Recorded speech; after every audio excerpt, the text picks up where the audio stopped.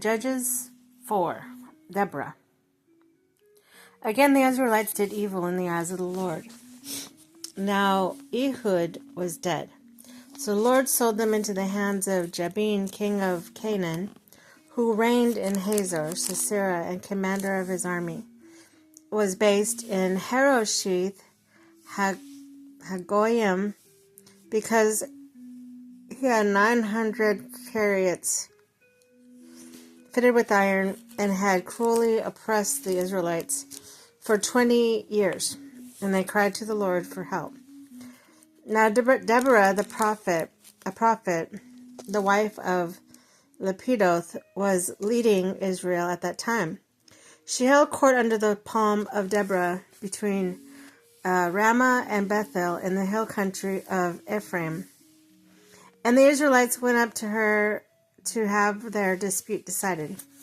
She sent for Barak, son of Abinoam, from Kadesh in Naphtali, and said to him, "The Lord, the God of Israel, commands you, go take with you 10,000 men of Naphtali and Zebulun, and lead them up to Mount Tabor. I will lead Sisera and commander of Jabin army with his chariots and his troops to Kishon River, and give him into your hands."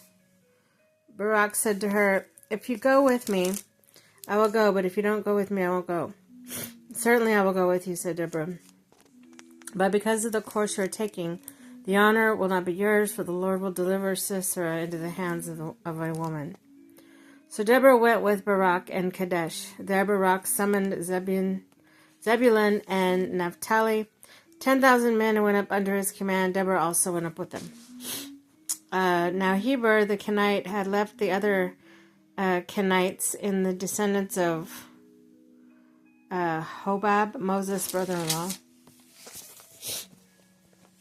and pitched his tent by the great tree in Zanim near Kadesh. When they told Sisera that Barak, son of Abinoam, had gone up to Mount Tabor, Sisera summoned from Harosheth Hagoyim to the Kishon River all his men into 900 chariots fitted with iron. Then Deborah said to Barak, "Go. This is the day the Lord has given Sisera into your hands. Has not the Lord gone ahead of you?" So Barak went down to the Mount Tabor, and with 10,000 men following him. And Barak advanced. The Lord routed Sisera and all his chariots and army by the sword, and Sisera got down from the chariot and fled on foot. Barak pursued the chariots and army as far as Harazbeth Hagoyim, and Sisera troops fell by the sword. Not a man was left. Sisera, meanwhile, fled on foot to Kent of Jael, the wife of Heber and the Canaanite, because there was an alliance between Jabin, king of Hazor, and the family of Heber the Kenite.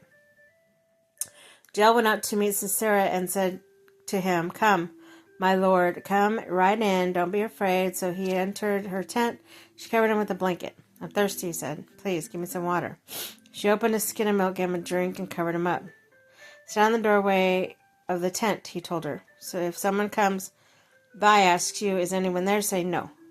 But Jael, Heber's wife, picked up a tent peg and a hammer and went quietly to him while he fell asleep exhausted. She drove the peg through his temple into the ground, and he died.